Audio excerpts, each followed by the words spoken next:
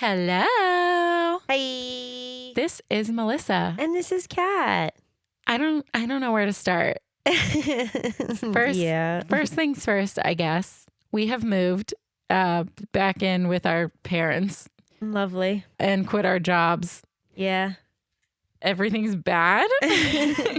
But anyway, yeah, our Patreon is on our website. If you want to help us pay our bills and support our podcast monetarily, we would very much appreciate it. You wouldn't even be supporting the podcast at this point. You'd be sustaining our lives. Do you want to sustain our lives? Would you like to? Down in the show notes is our website. You can find our Patreon link there. There's a $3, $5, and $10 tier. I was going to say there's different tiers for different options. You can also, if you want, you can just subscribe $500 a month if you are feeling generous or whatever. Want to be our sugar daddies or mommies, whichever. Or sugar non-binaries. I don't want to assume.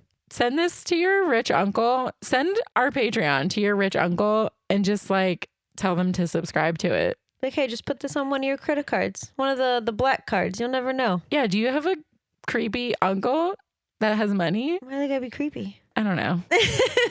Please don't make them creepy. Help. Your sweet, sweet uncle. No, I'm just kidding. It does suck, but I'm going to start donating my plasma. So it's not even donating. They're going to pay me for it. So I'm going to be giving them my plasma for monetary gain. I'm scared of needles, and I can't even get my blood drawn for blood tests without nearly passing out. So I will not be doing that. Yeah. Also, I guess I'll look for a job. No, I'm kidding. I have been looking for jobs, but I don't want another job where I feel like I want to die every day. No, yeah, that's literally same. I'll just not pay my bills until I find something that makes me not want to. Okay, here's the thing. I just feel like venting. I can't afford a therapist. So you guys are my therapist. I'm sure they're loving it. And that's wrong, but I'm going to do it anyway. I have a hospitality degree. I don't want to work in hospitality. Yeah, it's kind of the worst. The other experience I have is automotive, which honestly I do enjoy more than hospitality. Automotive work or even brand ambassador work, but it's not like a steady gig brand ambassador work. But you could make it happen. You could make good money off of it. I mentally, physically, and emotionally cannot just go to a job and be like, oh, I'm making money. Also, nothing pays enough. No, that's why we had to leave. Yeah, the reason we had to quit our jobs is because we could not afford our rent. It's not that we couldn't afford our rent. I don't want my rent to be 70% of my income. I don't want to I don't want to go to work every day to a place that I literally cannot stand just to afford the place where I live. Yeah, and nothing else. I'm sorry that this is emo, but it's true. Yeah. You only get one life on this planet. I agree. I'm sorry, Bank of America. I don't have the money. Sorry, bestie. Listen, Bank of America, I don't have the money. Anyway, anything, tell me something happy before I cry. I saw Lil Nas X yesterday. How was that? It was so good. I just the tickets were literally only $50. I bought them a while ago. And he's such a big artist, but it's only because he has only one album and it's his first tour. You know what I mean? Yeah, it's weird that he played, but I thought he would be Amway Center. That's what everyone was saying. But I think it's because he only played 10 songs because he has one album and then 3 singles. So he doesn't have a big track list. It's just shocking that he played such a small venue, but it was so good. He played Hard Rock Live, didn't he? What is that? 1,000 seats? It's literally nothing. They cleared the floor. It was GA. Okay. And then balcony. So 1,500 people maybe? Yeah. That's so weird. Yeah. But it was a production. There was that's what I'm sets. saying. He had a different outfit for almost every song. There was acts. It was act 1, act 2. He had a playbill. It was really cute. It was really good. He's definitely a showman. Yeah, I would imagine he's arena touring.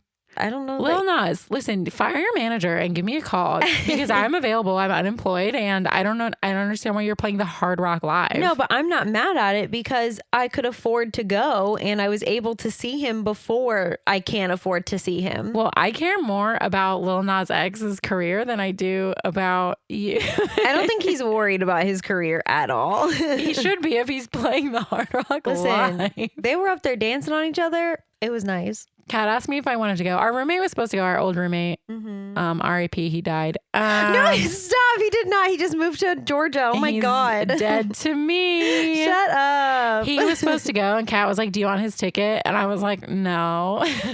Yeah. And then she was telling me about the show and I was like, yeah, that doesn't, I would have had a terrible time. I also can't afford to like get blackout drunk. So I would have had a bad time. Truly, this podcast makes me happy. So at least there's that.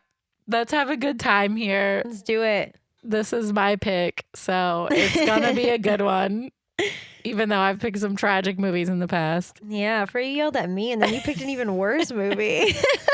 What was it? Oh, you picked Zombies, which is like an hour of my life I'll never get back. I didn't hate it. I didn't hate it, but I'll never watch it again. I want to watch the sequels. Please don't. And then what did I pick after that? Oh, The Brave Little Toaster. Fucking horrible chaos. The Brave Little Toaster should be banned. It should be. Sign our it's petition. Not on Disney Plus, and there's a reason for it. Our petition is on the website. Ban The Brave Little Toaster. I will watch Maleficent with my eyes taped open. Oh, okay. And then ever watch The Brave Little Toaster ever again. We'll see.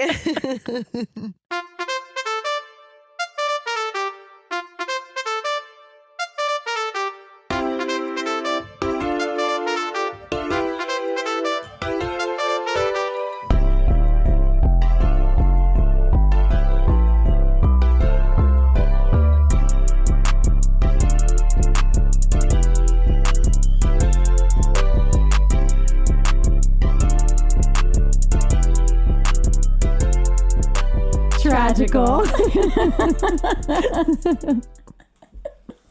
So this time, We're here to tell you why Flubber. is tragical. Yay, Flubber. I'm not kidding when I say that I was like laughing out loud at this movie. Yeah, it's really stupid It's in so like a good goofy. way. Yeah, Yeah, it's good. it is a good one. I have one fun fact for you from the Internet Movie Database Okay, because there was only 21 and they were all stupid. hit me with it. So John Hughes, producer and writer, first choice for the role of Professor Philip Brainerd was always Robin Williams. He lined up some other choices, including Christopher Lloyd, Jeff Goldblum, which would have been so bad. I was like, that would have been great. John Lithgow, which would have been unwatchable. Yeah. Yeah. Sorry, John. Tim Allen. Thank God that didn't happen. No. John Goodman. Okay. Would have been a very different vibe for sure. I don't think you can make John Goodman like nerdy enough. He's just so sexy to me. Okay. That went a route I didn't think it was going to take. And then Sir Patrick Stewart. What? Yeah, this was a weird lineup. What? None of those men have literally anything in common. Not a single thing. I think they were just the men of the day. I think he was just he was like, I got Disney money. I'm just going for it. Pat Stew. Yeah, Pat Stew was gonna be. This is just who he wanted. I don't think any of these people like auditioned or even thought about even being in this movie. That's so interesting. Okay. This is the next line. Are you ready? As soon as Williams made peace with the Walt Disney Company, Hughes immediately cast Williams in the lead. Made peace. Yeah, I was like, okay, so what? Was there drama? There was drama. Did you find the drama? I did find the drama. Okay. I read like a bunch of different news articles, so like whatever. You can look it up on your own. Just look up like Robin Williams beef with Disney or whatever. Well, this definitely came out after Aladdin, right? Well, I remember we talked about this when we did one of our Aladdin episodes. Did we do no, we haven't done a live action Aladdin. Anyway, we talked about this when we did Aladdin, I think, because I like vaguely remember it after I read it. Isn't that so crazy how quickly we just fucking forget everything we've talked about? I have the memory of a goldfish. So you and Philip Brainerd. No, I literally understand him. Anyway. So basically what happened is in his contract for Aladdin to play the genie, he didn't want his likeness or his voice used for merchandising, and they did. Oh, yeah. And so the movie made like $2 billion or whatever, and he was paid like $75,000 or whatever, which is like in 1990s money is like $5 million. But fucking okay. take it. So yeah, so I guess Disney like publicly apologized to him, and then he was Professor Philip Brainerd in Flubber. I mean, I guess I kind of understand because, like, if he's not getting paid every time they're using his voice for Genie, you know what I mean? Then, like, the fuck? Yeah, you and, can't like, use it. You know, in the 90s too, like merch was like, we're Ooh. talking Happy Meals. For we're this talking movie? Absolutely. for Aladdin. Oh, that's what I meant. Yeah. Like, Absolutely. I'm sure there was just like the Walmart shelves and the Toys R Us shelves were filled with the Genie toys. So yeah, that's it. I will link the IMDb trivia if you want to read all of it. All 21 on our website, which is linked in the show notes. Woo!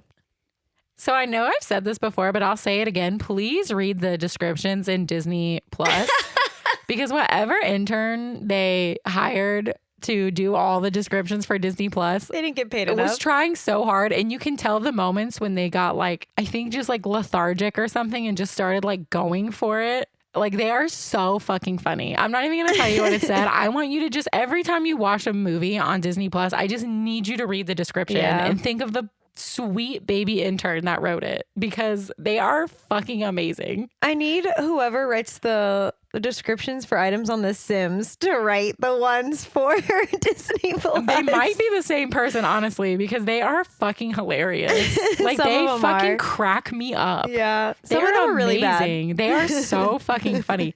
Anyway, we get some short forced credits to open up the movie. They were stressful forced credits. They were like, you know, the meme of the lady with the math symbols all around her head? It was like that, but people's names. But the year, there was like... It was like math equations. It was like Robin Williams cubed. Yeah, the letters were like math equations and like what is it? Formulas. Yeah. That. I failed math, y'all. Like, math is my worst enemy. But yeah, they were like whizzing all around the screen. It hurt my brain. I didn't love it. I didn't like Not it. Not gonna lie. So there's a newsboy. Wait, what? Why do all movies start with like newsboys? Are they called newsboys? Paperboy. I think newsboy is still right. Anyway, newspaper boy. The newsboy on his bike delivers a paper to what looks like a hoarder house. It was the guy that lived across the lake from us at our old house. Yeah, across the lake from our old house. This guy's house his back porch was filled with stuff and you could see into his windows and his house was just filled bottom to top. And when during quarantine, we used to take walks and we walked by his house once and his garage door was open. And it's literally like when you watch an episode of Hoarders, how everything is like up to the ceiling. That was literally this guy's crazy. house. I've never seen anything like that. He was really nice. So he just like waved at us and we were like, hey. He had like how's your stuff? Figurines in his front yard. Yeah. Like 1,000 figurines in his front yard. It was awesome. It was a good time. I hope he's happy. So the newspaper says that a rich guy, I don't remember his name. I didn't write it down once in my notes. Either. He's in my notes as rich guy or evil dad. I called him Rich Dad, literally, and Rich Family. The whole movie. I don't know any of their names. I don't think they ever said their names. No, he has a name. But I don't think they ever said it. I get what you're saying. He's just like, his name is on the paper. Yeah. It was also like a weird name. It started with an N. There was like an OE in there, a CH. I don't fucking remember. Broski, I could not tell you. Anyway, so Rich Dad is threatening to close the college. Yeah, because he's funding it, essentially. He's keeping this college afloat, which is crazy. That's a lot of money. That is a lot of money. And then we enter the house of the hoarder or mad scientist or whatever you want to call it. Same thing. And it's Philip Brainerd. Mm-hmm.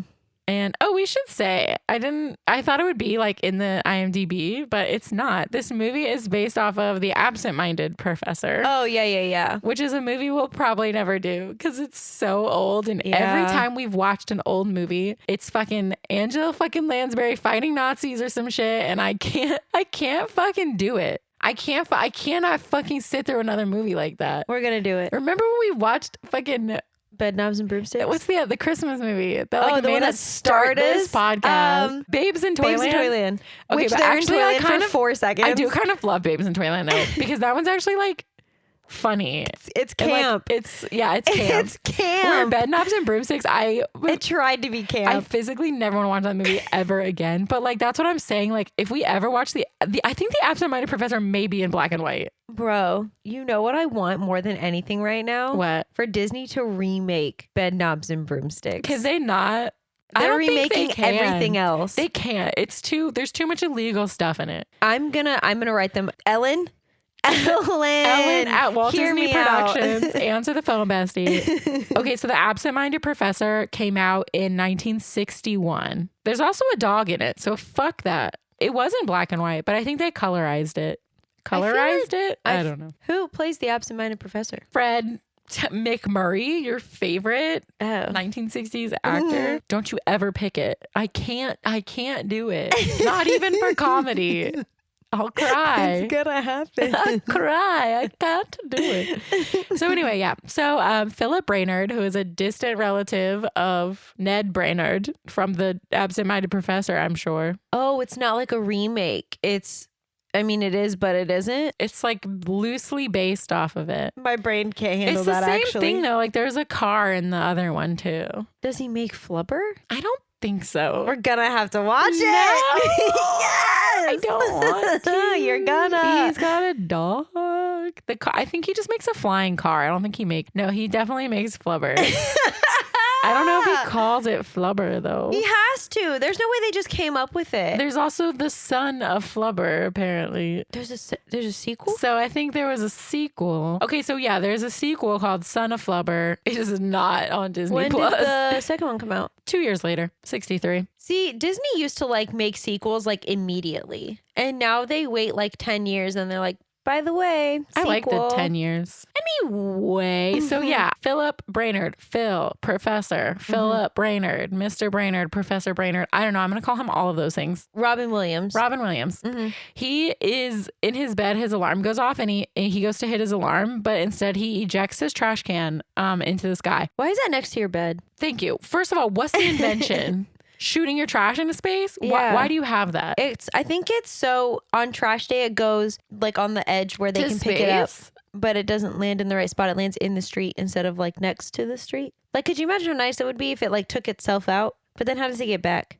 That was a dumb invention. Also, why is it next to your bed? I don't know, but he accidentally hits that instead of his alarm. So we can hear a woman singing and you're like, oh my God, what a beautiful voice. I wonder whose angelic voice that is. Who is it? It's Jodie Benson. Yeah, it is. So Jodie Benson does the voice of Weebo, who to me looks like, okay, remember in the 90s, those radios that were like round? Yeah. And they were like, well, CD player, I guess. Yeah. That's what she reminds me of, like a round radio. But like with like fish fins. Yeah, she's got little like fins and she like floats and she's yellow, one of my favorite colors. I love Weebo. She's a little... She needs therapy. So like, is she... Okay, I know they kind of talk about it later, but like, is she like AI? She's like the first AI. Yeah. And like... She's like learning. Like she's progressing. Like her own, yeah. She really is. We'll talk about it later. Weebo is AI. She is. That's what I'm saying, though. There's also Weber, who doesn't talk. He doesn't have that function, but he's very helpful. He's like helping around the house. He sweeps. He mops. He's messy in everything he does, though. He like tries his hardest, Weber but he's not good. Trying. He's trying. Absolutely. Anyway, Weebo is singing. Phil is getting ready for work, and robots are making coffee and cooking eggs. Bean at a time. Kat was really upset because there's a like bean crusher, a coffee bean crusher, and it was doing one at a time. I don't have the patience for that. She got a little emotional about it, honestly. Listen, I take my coffee very seriously. I know. The robots cook breakfast and the professor comes down to eat his brekkie. Weebo is giving him his schedule and she's only showing him that he's supposed to get married that night at 6:30 to Sarah Jean Reynolds when he's not looking. Yeah, that's what I'm saying. She needs therapy. So she like is showing him, but she knows he can't see it. Yeah. Because she's messy. And she's AI and she's progressing and she doesn't want him to marry Sarah because she's in love with him. Yeah. Interesting. Now we cut to Philip. I have it in my notes like 100 different ways. We cut to Philip. I think they call him Philip most in the movie. Yeah, I wrote Philip every time. So we cut to Philip. He is motor scootering to the college campus.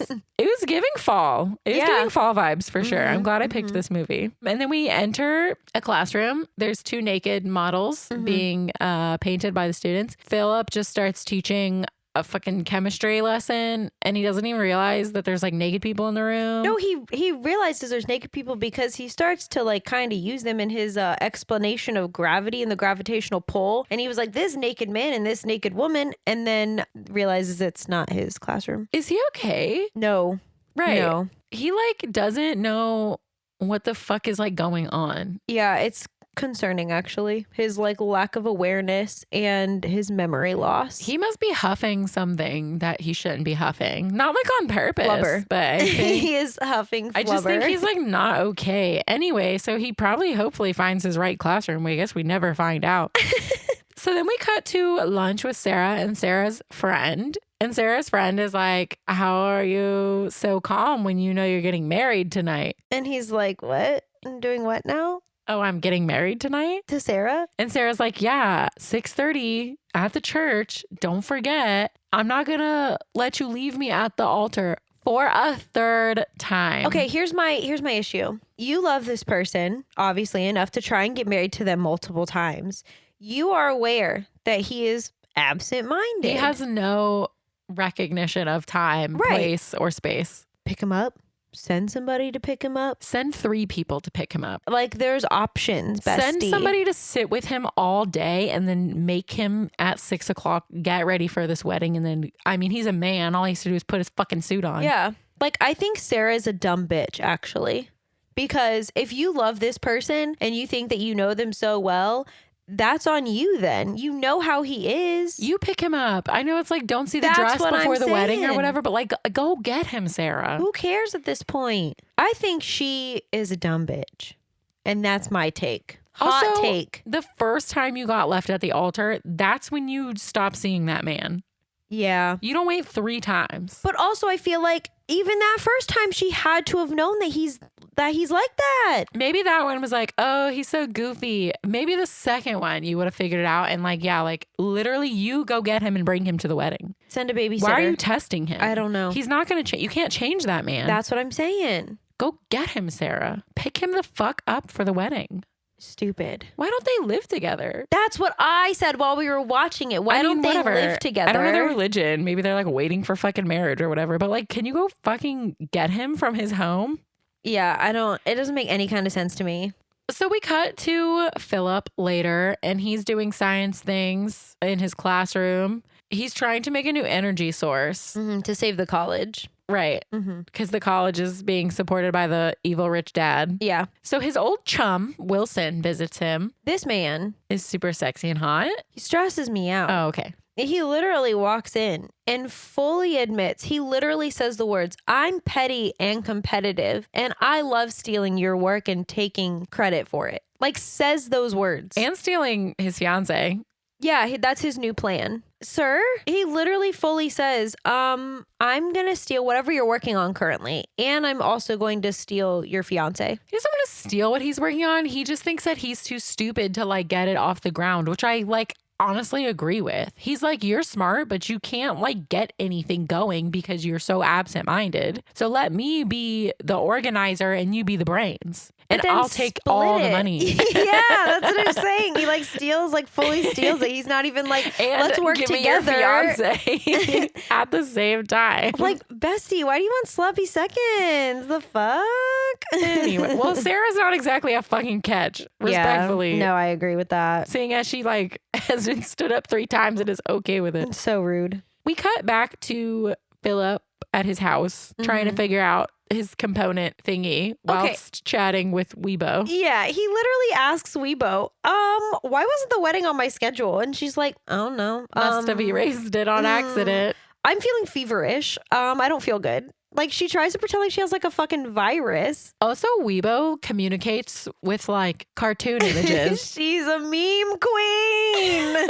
She is the first ever meme queen. Like Weebo is a meme queen. Give her a Twitter account, bro. Like not even memes. Like she a GIF queen. She out here with the GIFs. You know those like photos that people use on Twitter all the time where it's like the lashes and the big nails and like the kissy lips on like anything. That's fucking Weebo. Oh my God. I love her. She is a meme queen. She is a meme queen. Philip has a revelation while Weebo's feigning illness. And he's like, oh my God, that's it. And then he goes down to the basement laboratory that he has at his hoarder home. And he's doing this new thing to try to create the energy source. And he thinks it works, but then it blows up. Yeah, he's going from really hot temperature to really cool temperature very fast. New tech. Bro, but yeah. Temperature. It fully explodes. And then he gets mad and he kicks the little tank cooler substance holder thing that he put the substance in because it's still intact. We're scientists. I am scientist. We do have our fuck doctor. Yeah, we have our fuck doctorate in Disney movies. So we know what we're talking about. So he kicks that thing. It starts to rattle and steam is pouring out of the sides. It's more like dry ice. Because it's cold. It's like really cold. Okay. It's not steam. It's the opposite of steam. It starts dry icing, as Kat would like to correct. He opens it and a green gooey blob comes out. And it's like moving and making sweet little noises. Yeah, it's like fully moving on its own. And I don't like that. I love Flubber. Flubber is cute. Anyway, spoiler alert, it's Flubber.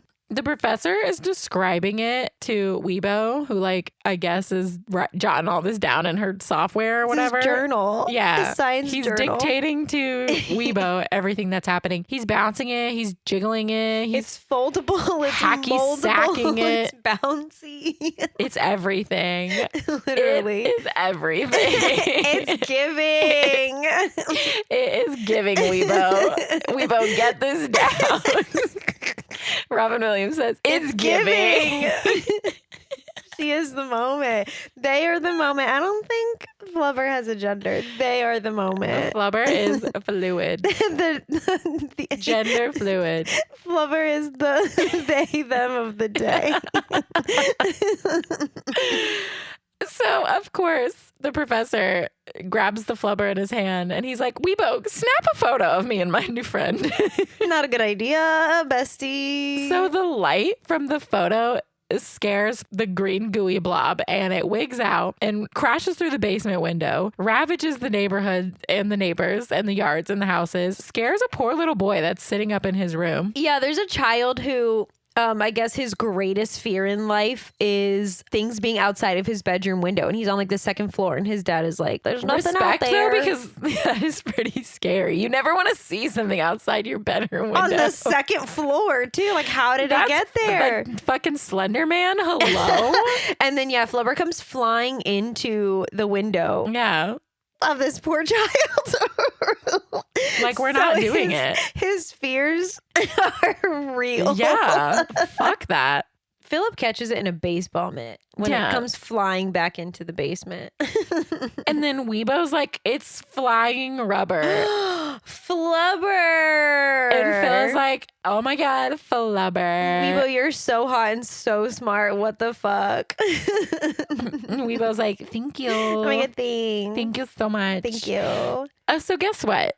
He missed the wedding. He sure did. Mm-hmm. And Wilson picks Sarah up from the church. Well, she's crying. She's crying. She's in her wedding dress. I think he was at the wedding. Wilson? Yeah. Oh. For some reason, he was invited. He was going to run down the aisle and yell, I object. I want to see that happen at a wedding. So back at the house, Philip is trying to contain the Flubber. And then he realizes that, oh my God, it's 6:30. It's time for the wedding. I'm going to be late. Yeah, but it's 6:30 a.m. the next day. Weebo's like, oh shit, I forgot that was 12 hours ago. Also, though, he has like his alarm on his watch goes off at 6:30 at the time of the wedding. Why is your alarm at the time of the wedding and not like before to tell you to get there? I have the answer for you. Weebo. No, it's his watch. You think she set his watch? Yeah, I think she does everything because she's Fuck AI.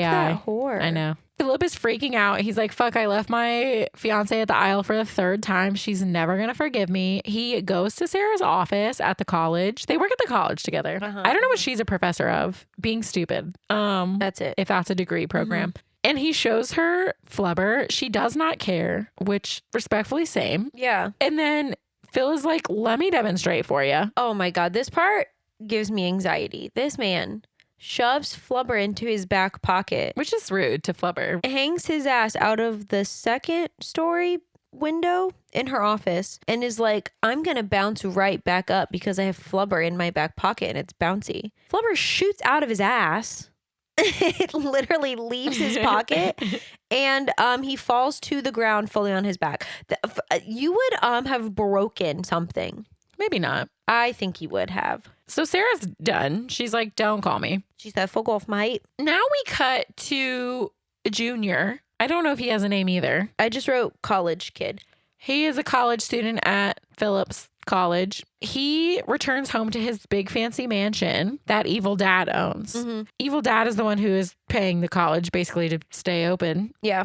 And he's like, yo, this motherfucking chemistry professor failed me. He doesn't even care that Dad is basically paying for the school to remain open because he cares about science. Yeah, and the kid is pissed that he got kicked off the baseball team. Basketball team. Same thing, though. Same thing.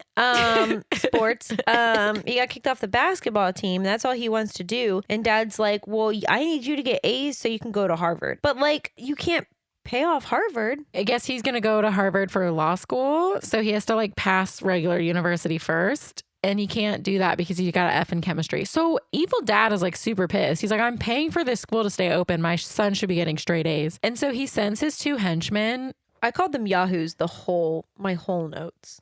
Yahoos? Yeah, they're Yahoos. Right. He sends them to spy on the professor to get like blackmail on him. One of them is Buffalo Bill. She kept saying it the whole from movie. Silence of the Lambs. Yeah. And so I was just like, Buffalo Bill? oh, fucking, that's a Buffalo Bill. Fuck. Yeah, once you're Buffalo Bill, it's like you're Buffalo Bill. Mm-hmm. You don't get to be anything else. Yeah. Like once you're fucking Harry Potter, you're Harry Potter. Big facts. You know what I mean? Mm-hmm. Like they're synonymous. Harry The exact Potter same and thing. Buffalo Bill. Yeah, man.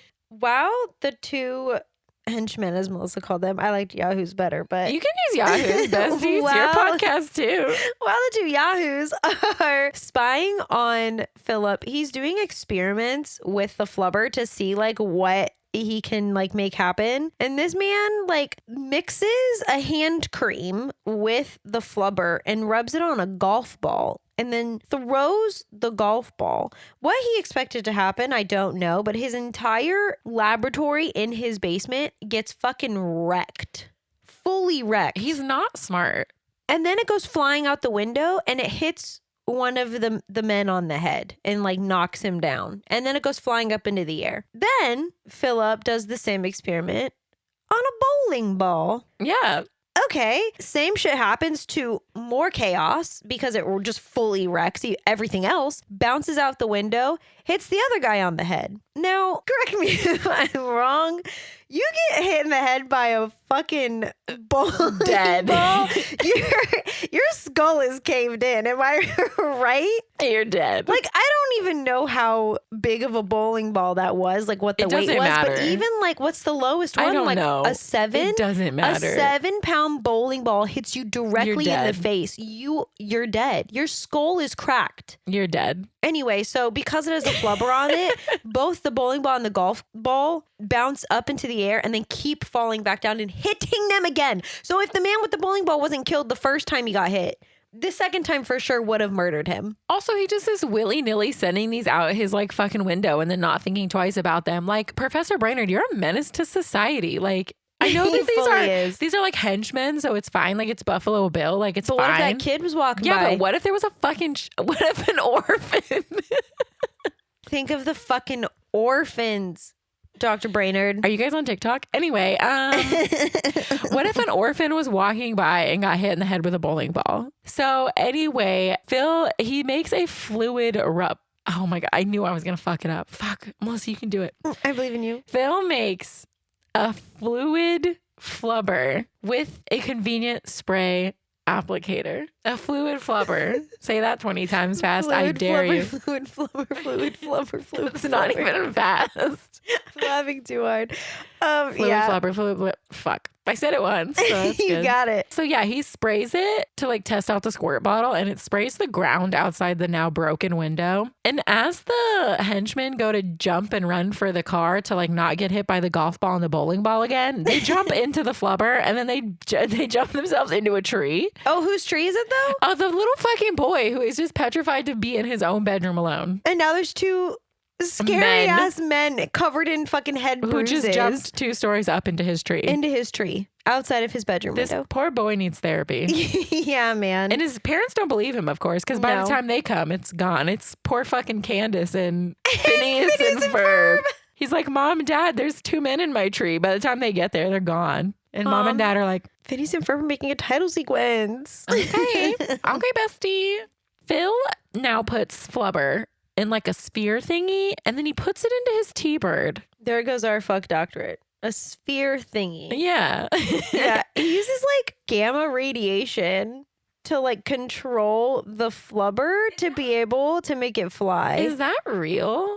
Gamma rays? I thought that was like Let me ask in Hulk. the Hulk only. I'm assuming it's real. Does that Sounds mean fake. that there's like alpha radiation? So Phil gets his car flying, and he's like, I'm going to fly it to Sarah's and show her my thing that I made. And then he holds Weebo at gunpoint and makes her go with him. He's like, we're going to see Sarah. First of all, Weebo can already fly.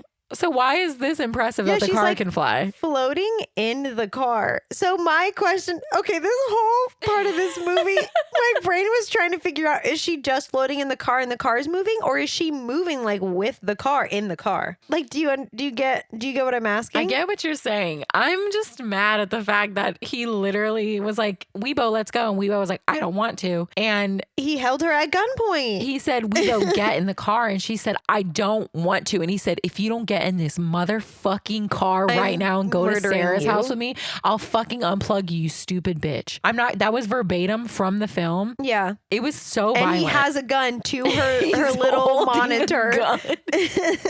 And she's just memeing it up over here. Her CD flap. She literally reminds me of one of those little radios. No, and when her little screen lifts up, it looks like a CD thing. The CD part. Mm-hmm. She probably played some meme. It was probably Gigi Geef. She played a lot of Gigi Geef. I literally wrote another Goofy video. She loves Gigi Geef, and she likes cats. Like she used the Cheshire Cat. She used Lucifer from Cinderella. It was a lot of Disney shit. She's a big Disney fan. It's really weird. It's like, this is a Disney movie. Anyway, so she's held at gunpoint and is forced to go to Sarah's house in the fucking flying car. They're floating. Oh, also, Philip almost crashes this fucking car multiple times. Obviously, flying a car is a little different than driving it. You know where he lands? In the little boy's tree in front of his window? This poor fucking kid, bro. Like, he just wants to, like, live. He's just trying to, like, go to bed without being petrified. And he can't. I would never leave my window. I'd be staring out that bitch all day long. I would close it. Do you not have blinds or curtains? That's he had true. curtains. That's true. Yeah, But get that maybe boy that's some blinds. maybe that's the thing, is that like, look outside your window and see that there's nothing out there, and then there is. So Philip crashes into his tree and then leaves. He apologizes. Yeah. He's so sorry. Also, he's like flipping this car around, and Weebo's like, yeah, this is what I was saying. Weebo wasn't flipping. She was staying straight. So is she flying with the car while in it, or is she flying in the car? Because when he's flipping, she was just floating normal. You know, when you're on the highway and you get behind a semi and you can kind of like coast in its airflow. Maybe it was like that. Like a Mario Kart. We are so hot and so smart. Anyway, she uses some more memes of Gigi Geef, and they wind up in the clouds, like really fucking high up. And Philip's like, this is so nice. Good thing we can make it really quiet and silent so we can just enjoy it. And he turns the car off. That's floating. And they fall. They free fall. I think I would have shit my pants. He gets it going though, right before they hit the ground. I would have hated that. Weebo could have just got out. So True. They finally make it to Sarah's house after 300 years of fucking around in the flying car. And she's on a date with Wilson? I don't think it's a date. Bestie, they're drinking wine on her front porch sitting real close. She keeps like asking him to leave though. So I don't think Sarah wants to be there. I don't know. She's like, okay, good night. And he's like, anyway, Sarah, blah, blah, blah, blah, blah. Okay, but hear me out. So she walks him to his car, right? And he's leaving. He goes to kiss her and she turns her face so he kisses her cheek. Yeah. Now, after that, however, she says, oh, hey, I know that our basketball teams are playing against each other this weekend. If my team wins, I'm going to take you out to dinner. So she's hitting on him. Okay, I think we've all been here. You think you kind of want something, but you're not sure, but you're also just kind of bored. You also are just trying to make your ex jealous because you want them to think like, oh, I'm dating somebody, even though you like don't really like that person. You know, you're kind of using them, but they're also kind of an asshole. So you don't mind using them because they suck. But also, do you think she was just like saying that because she knew her team was going to lose? Yeah, she was like, I'm getting me free dinner. But then he comes back with, if my team wins, I'll take you to the mountains for the weekend and probably murder you in the forest. Yeah, I think that's what he was going for. And she's like, okay, we'll see about that. But she's just like, no, that's not happening. She's not going to that fucking cabin. Yeah, she just says, okay, good night, and walks away. Yeah. So, yeah, it's a date. They're going to go to the basketball game together. And obviously, Phil hears this whole thing. Yeah, because he's fucking creeping in his creeping flying in the car. flying car. He's freaking out. He has an apple in his car because he's a teacher. So, of course, he has an apple. And he throws it at Wilson's head. And knocks him out. And then Wilson doesn't see the flying car that just has a man in it that threw an apple at his head. Yeah, that's just floating over the house. But also that's assault. So now you've held Weebo at gunpoint, forced her to come on this car ride with you. I know she's not a human, but it doesn't matter. You're spying. She's fucking sentient. I'm sure that's illegal. You're spying. You're being a peeping Tom. You're being a little peeping Tom. And then you assault someone destruction with an of apple. property. You've already fucking destroyed a tree. And that kid's poor mental state. And you just fucking assaulted a man in your ex-fiance's driveway. But he can't even remember like what day it is. Philip, you broke 4 laws tonight. And I'm not happy about it. I'm not happy about it. Get home. Go on, get. Go on, get. So he flies home and he goes to bed. So now we're with Weebo. This is where I definitely think she needs therapy. She wants to be a human, obviously, so that she can like be with Philip, which I don't know. He just held her at gunpoint to like take her to Sarah's house. So I don't fucking know why she still likes him. Maybe violence is her syndrome kink. Oh yeah. something. Yeah, that. He's the creator. He is master. I don't know. Not master. I don't know. She's a master Weebo. king. She is a sub. She gets on the fucking computer. Yeah. She makes a fake lady In lingerie. in a nightie named Sylvia. I don't know why that's the name she picked. She did a random name generator and it landed on Sylvia. It was a choice for sure. Yeah. It doesn't, I just feel like it doesn't fit That lady did not look like a Sylvia. the woman. No. She looked like a Reese or a Becca. Becca. That's a very 90s. That bitch looked like a Becca. She was like 20. It was creepy. Robin Williams looks like 40 in this movie. I don't know how old he is. He's kind of always looked 40 though, so I don't know. Yeah. I don't know. Anyway, she makes a CGI lady on the computer and like a hologram. she can like project her. Yeah, like a hologram. Like, And you're then- our only hope, Obi-Wan Kenobi. Like, She sends this fucking hologram into Philip's room and she like leans over it. First of all, she's like talking to him. And then she like leans over him and goes to like make the hologram kiss Philip. And Philip wakes up and she flies away and goes and plugs herself in and she literally says, "Oh, I'm so embarrassed." Bestie, you should be. You should be embarrassed. Weebo. That was weird. Creepy. But anyway, Philip wakes up and he has a realization that Flubber is going to the basketball game. I got a basketball game tomorrow. He did not see Weebo's weird He didn't see it. hologram. If he did, He forgot.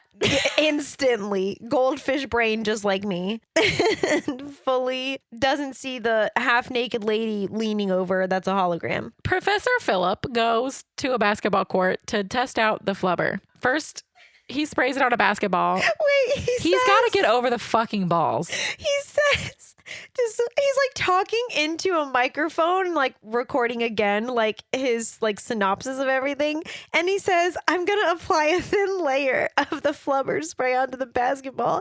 And And he sprays so It's much. not a thin layer, bestie. It's so much. It's like dripping all over the place. He literally sprays it like 50 times. Melissa and I were crying, laughing. Like, a thin layer? What? Of what? He soaks the fucking ball. Anyway, the basketball goes fucking flying. He's not a very good scientist or very good at science experiments. The entire rest of this scene, that basketball is just flying around the court, bouncing off every wall. So he sprays some on the bottom of his shoe and his foot starts to go like fucking wild. So he's like, all right. I need to like tie myself to the floor. So he gets a sandbag, ropes himself to the sandbag, and then puts the flubber on both of his shoes. All right, we got flubber on the shoes. We got the spray flubber on the shoes. The basketball is fucking just going. The basketball's just flying around the room. It's probably still there to this day.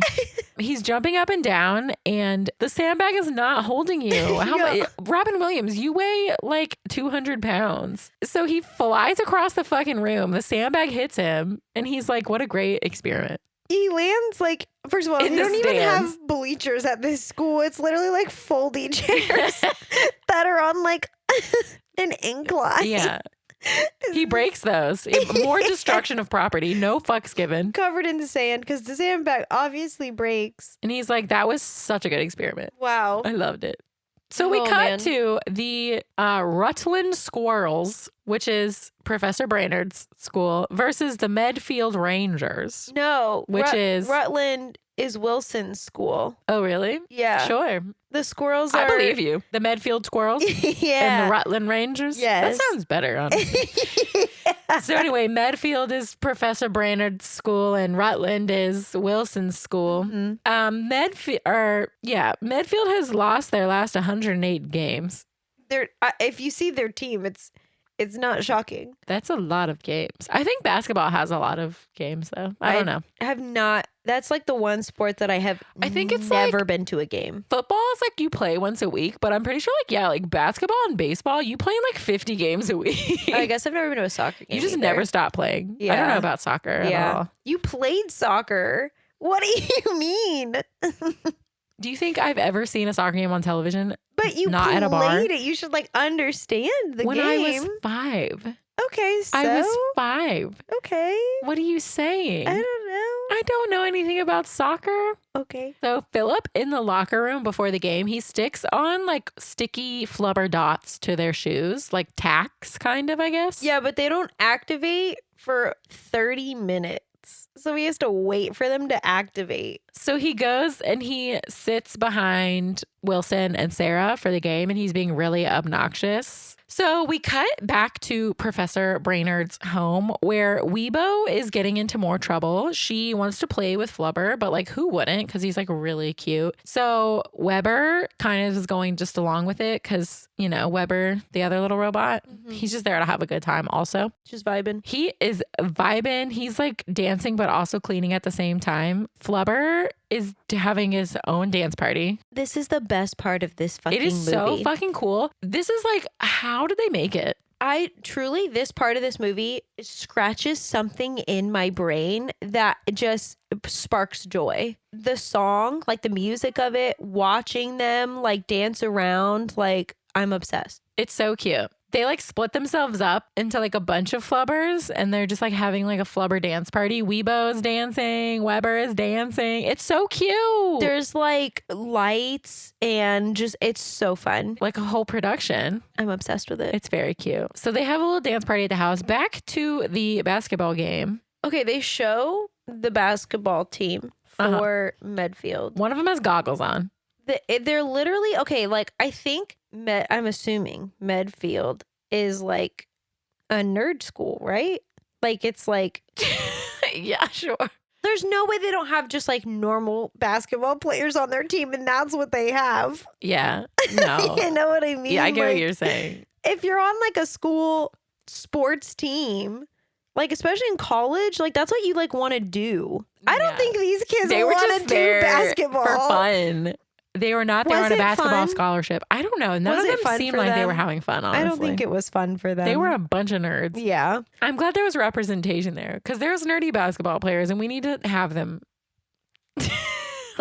represented in television. This is their movie. Yeah. So after halftime, When they're losing by like 700 points. I don't know anything about basketball, but they're really losing hard. So after halftime, Philip shakes the hands of all the basketball players as they come out of the locker room, but he has the liquid flub on his hands. You know what I mean? Lick flub. He had the lick flub on the hands. So he was like giving them all liquid flub. He smacks one of them on the butt. He smacks one of them on the derriere. It's inappropriate, but he's already like committed 50 felonies in this movie, so it's fine. What's fucking molestation Sexual at this assault. point? So the team, they start dribbling really fast and jumping really high, and they're confused, but they're rolling with it, and they get a bunch of buckets on buckets. Baskets?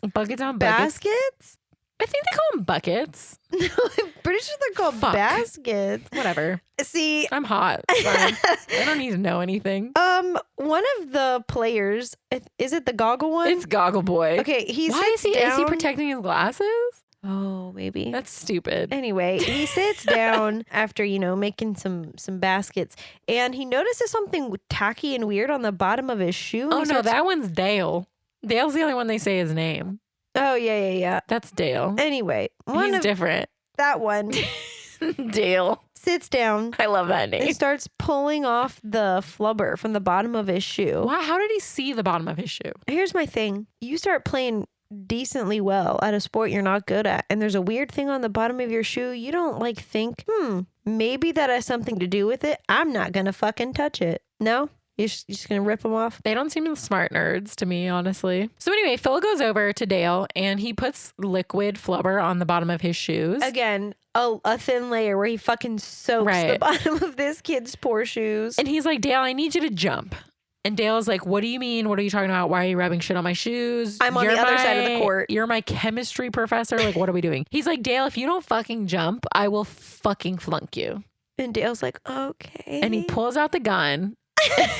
Holds him at gunpoint in front of the entire Dale, if you don't jump, I'm will flunk you and probably murder you. Kill you. I was just going to say. Kill you and murder you. And then flunk you. So fucking jump, basically, is what Phil's trying to say to old Dale here. So Dale does it. And he gets the ball and he jumps and he triple flips it into the net. Yeah. He goes through the net. And he gets the winning point. But also, like, with peace and love, Dale's not going into a basketball net. So anyway, they did it. They win. The fucking squirrels win. Yeah, and Rich Evil Dad is obviously in the stands with Junior. Yeah, and he was betting on Rutland winning. Like, he was trying to bet money. And then he sees all this happen, and him and the now bruised as fuck Yahoos are with him too. And he's like, I think that's that Dr. Brainerd guy doing something weird. And they were like, we fucking told you that man was crazy and he had weird goo shit. And now Evil Dad knows. Something's up. I think for there to be like a bet, though, with like peace and love again, there has to be like a counter bet. Right. I don't think nobody was voting for the team that has lost their last 108 games. So I think it's really goofy. Like, that doesn't even make any fucking sense. Disney, write a better movie. But now they have something to blackmail Philip with. Phil, he runs after Sarah after the game, who's going to get dinner with Wilson, mind you. And he's like, it was the Flubber, Sarah. The Flubber won the game. Okay, hear me out. Your ex comes running up to you and is literally saying words that aren't English at you. Mm-hmm. And you're just like, yeah, cool story, bro. I would fucking dip too. She fucking leaves. She does. Good for Sarah. Sarah's holding her own for once in her fucking life. Yeah, for real. She doesn't care. She goes on her date with Wilson. What? I'm sure they had a terrible time because Wilson seems really annoying, and so does Sarah, respectfully. Philip flies home in his flying car, and Evil Dad sees the flying car. And Junior's like, yeah, that's definitely my professor. Evil Dad is like, we got to get the flying car tech.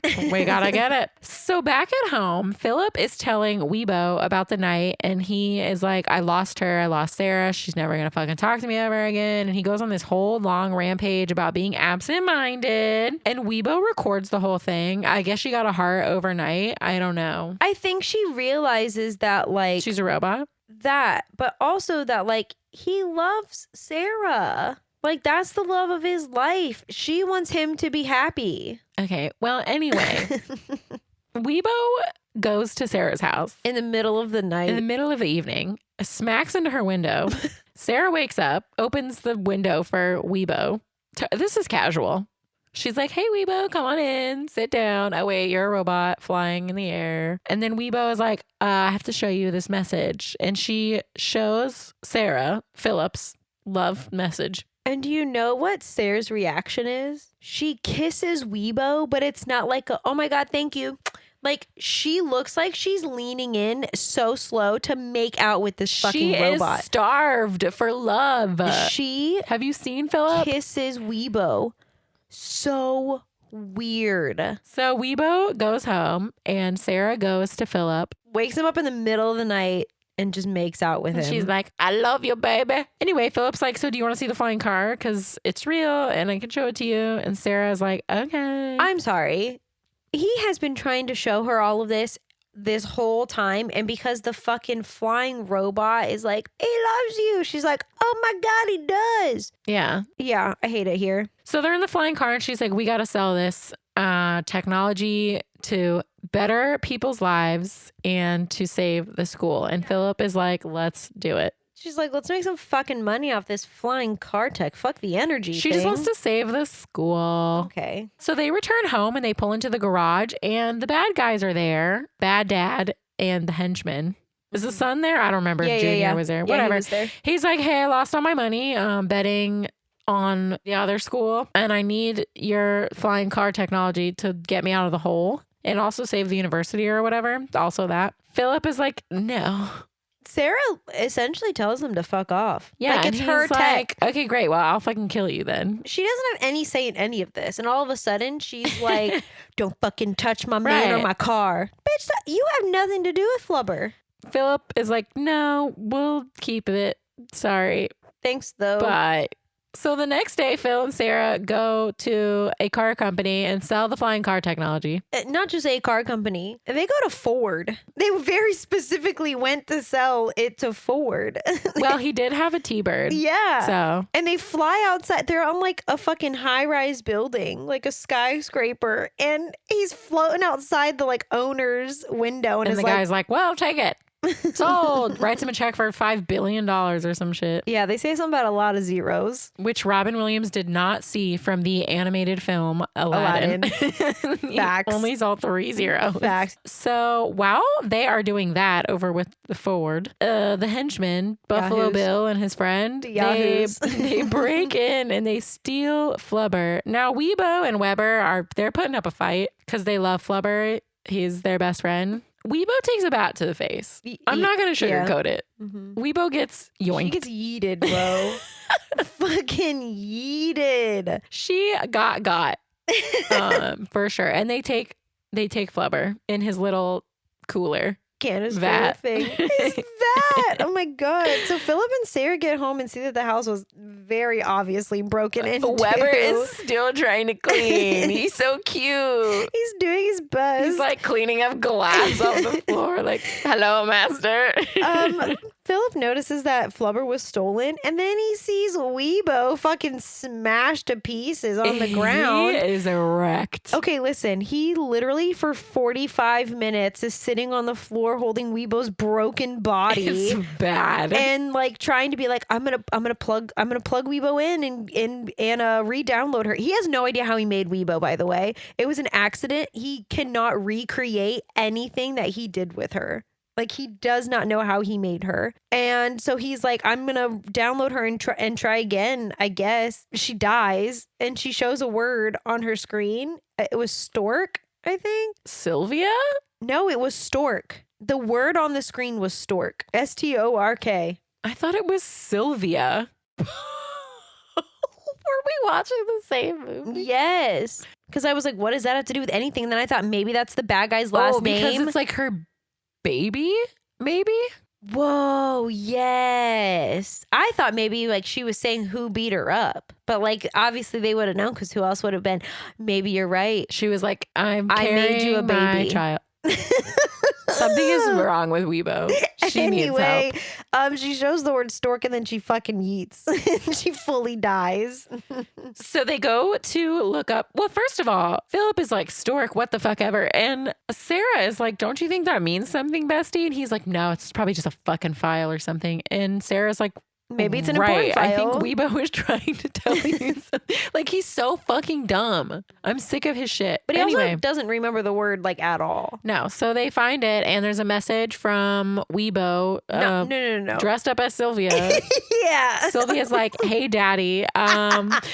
I have downloaded all of my files, but I've also been making myself better over time because I'm the first AI, and I love you. Please make Weebo 2.0 my child. Yeah, she says, I got rid of some of my flaws, but then I added in bits of you, aka I created our literal love child. Us a baby. I made us a baby. So that's weird. And I don't know how to feel about it. It is stork. Wow. That just really, when you I said thought it that. said Sylvia, so I'm stupid. I guess I just like wasn't paying attention. Anyway, so now they want revenge because Weebo's been murdered and they have the flub. I was going to say, they have to go get Flubber back. So they fly to the evil guy's mansion in the core and they're like, hey, evil dad, we will sell you Flubber. And also I will like work with the Flubber because I'm the only one that knows how to do it. Like, cause science, I'm the absent-minded professor.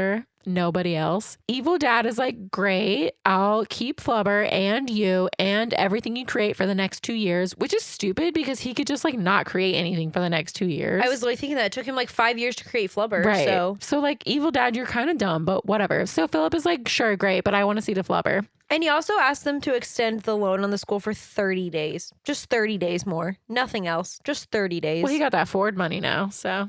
So then why does he need it extended? I don't know. Okay. Any whoozleby. They go into the library. The henchman, evil dad, Sarah, Philip, and Wilson's in there. And Junior. Junior's there?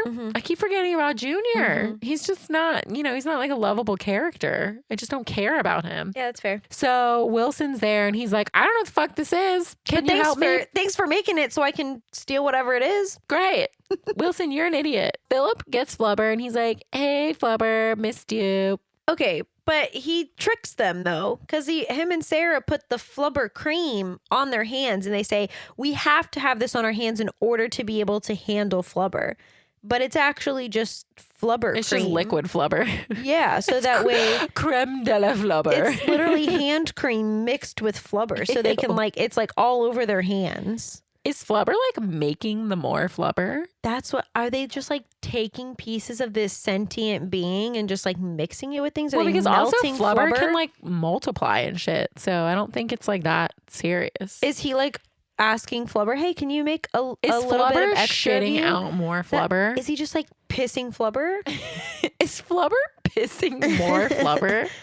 Bro. Yeah. Anyway, so they put the cream on their hands. Philip? Is the cream sentient too? The cream knows oh my all. God. The cream in the liquid. Like, is that also like... I think it's different. I hate it here. I hate this thought process. So Philip gets Flubber out and he has the flying car come and park right outside the big library windows and then turn on its headlights really bright, which scares Flubber, which kind of pisses me off because we don't need to be scaring Flubber out here. But it's a distraction. Philip and Sarah bounce away from the bad guys because they have Flubber on the bottom of their shoes, by the way. They got Flubber on their shoes. They and got all the over their Flubber hands. shoes. Liquid Flubber. Fluid Flubber. Fluid Flubber. I did it. Did you hear that? Proud of you. So Sarah punches Wilson in the face like 30 times with her Flubber-soaked hands. Ew, I hated that. Oh no. They're jumping around the room. They push Buffalo Bill into the other guy. They pass out or whatever. I don't know where Junior went. He ran away. They beat him him up. They beat everyone up. They're just beating everybody up. With Flubber. Sarah goes to grab the Flubber and she throws it at Evil Dad. I don't know. He dies. Whatever. The Flubber bounces off of Evil Dad and into Wilson's mouth. And he swallows it. Wilson swallows it. And the Flubber destroys his insides and then bounces out his butthole. That man's dead. Wilson's dead. We watched a murder. Like, he died. And then Philip and Sarah grab Flubber and then just casually exit the library full of dead bodies. But they saved the college. Is Yay. everyone okay? Is Evil Dad okay? Is Buffalo Bill okay? No, they're definitely all like... They all died, right? Maimed or dead. Okay, great. Wilson at least is very much dead. Are they not worried? This guy could have like mafia ties or something. He's like betting on basketball games and like being shady as henchman. Phil's gonna get Guy. He's gonna get fucking I don't think he's worried Tanya about it. Harding down here. Anyway, but they saved the college. Woo! Because they sold the flying car shit. Right, to Ford. Ford saved the college. Yeah, really. yeah. Truly. So anyway, Sarah and Philip finally get married via video. So Sarah's actually first ever Zoom wedding. right. Sarah's actually at the church with Weebo 2.0, Weebo's child that Philip made. Again, I feel like there are other options. He still could have been there. No, he was experimenting or whatever. Anyway, he's on like video screen. Also, he has a top hat on. I hated everything about it. Yeah. I hated their fourth wedding. It was stupid. Yeah, it was dumb. Yeah, Technically their first wedding because it was the only one where they actually got married. True. So they finally get married or whatever. Everyone's happy. Everyone's clapping. Yay. And then they fly off in their flying car. Obviously. With Flubber and new Weebo. I don't know if new Weebo was Sylvia. I don't know. Did they name it? I don't know. But like, she's a teenager and she's fucking annoying. Yeah. Also, they left Weber at home. Fucking disrespect. Weber, clean the house. Thank you. Weebo said, I got rid of some of my flaws. You made her extra annoying, actually. Yeah. No, new Weebo sucks. Like, new Weebo can... She's a narc. Yeah, she told on Weber, which Weber is perfect. Leave him alone. He's just trying to clean the house. And she told on Flubber for flying around. Anyway, while they're flying in the sky, going to, I think they said they were going to Hawaii for their honeymoon. Casual. Just a flight to Hawaii in the old T-Bird. They're flying next to an airplane. And Flubber flies onto the window of the airplane. And do you know who is in that airplane? A little boy. That poor traumatized little boy is now in an airplane and his dad is like, it's okay. We're up in the sky. There's nothing out can get there. you. Opens the fucking window and there's Flubber and two people in a robot flying in a car. That kid. He has issues for sure. And that's the end. The end of Flubber. Do you want to rate Flubber first? Okay. I gave Flubber an 8 out of 10. Okay. It's cute. There's a lot of logistical things. Flubber's giving. And I definitely like that it's like a Robin Williams movie because I love him so much. I think he's so great. But it's just okay for me. I love how an 8 out of 10 is okay for you. What do you mean? That's good. I mean, it's good. I like the movie. Like I've watched it like multiple times. Okay, good. Anyway, so it's under Sleeping Beauty, but it is above Mickey's Once Upon a Christmas. I love that for you. It's at number 49. Oh. I also gave Flubber an 8 out of 10. It's definitely like, I know we had it on VHS and we watched it all the fucking time. Yeah. Like this is one that we watched a lot as children. If it weren't for the part with Flubber dancing everywhere, it would probably have gotten less. I think it's funny. Like I actually was like laughing out loud during this movie. It's cute. Pretty good. It's very funny. And it has Buffalo Bill in it. I mean. Me as Robin Williams was a Buffalo Bill. Iconic. It's my number 47. Ooh. So we were close again this week. Yeah. It is above The Little Mermaid. Ugh. And below Up. I can't even believe that. You would rather watch Flubber than Little Mermaid? Yeah, for sure. I get to guess. Are you ready? I know it's a Halloween movie because this will be our Halloween movie. Yes. Okay. There's multiple movies. Like it has multiple sequels. It's a DCOM. Halloween Town. Yeah. Have you ever seen this movie? No, and I was excited. Now I'm not. I think this movie's cute. I don't know that I've seen all the sequels though. Isn't this the one we were talking about? There's like a guy floating at the end and he like is at the school or whatever. And like, I think so. We were talking about all it. I know is that like in one of the sequels, they replaced the main girl, but they didn't tell her that they were doing another sequel and they just like replaced her. I think her name in the movie is Marnie. And they just like replaced her. And they never told like the actress that was in like, I think the first and second one. And then the third one's just a different person. I know there's like a cab driver, a skeleton cab driver.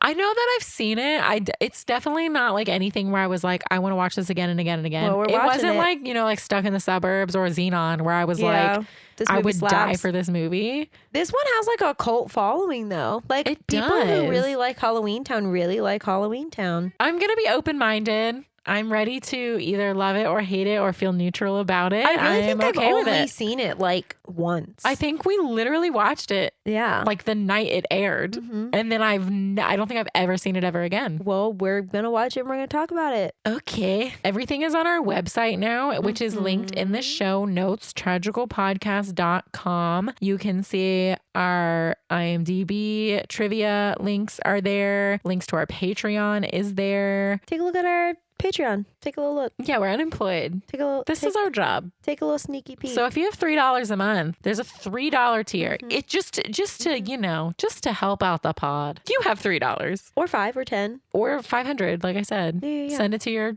creepy uncle and say subscribe to this bitch. Thank you for $500 a month. Thank you so much.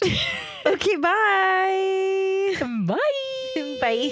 Bye. These opinions are our own and are no way associated with the film or the film's production company. The Tragical podcast cover art is created by Johnny the Alchemist. The Tragical intro was produced by Ja Reezy. Links to our social media and Patreon can be found on our website, located in the show notes. Thanks for listening to Tragical. She's a little... She needs therapy. She dies. So, spoiler alert. He was going to run down the aisle and yell, I object! I want to see that happen at a wedding. I want to do that at a wedding. Just for fun. We have 2. We have one tomorrow and one in like a week. Cam and Sean, I'm coming to ruin your wedding. Just kidding. Cam would kill you, actually. No, Cam would fucking... He already hates me. He would kill me. My biggest frenemy. Because you guys have the same personality. Can't wait for your wedding, Cam. Jody, what are you doing? Jody Benson, get it to fucking together. We're recording. Come say hi. Say hi. Hi. Okay, go away. Bye. Tragical.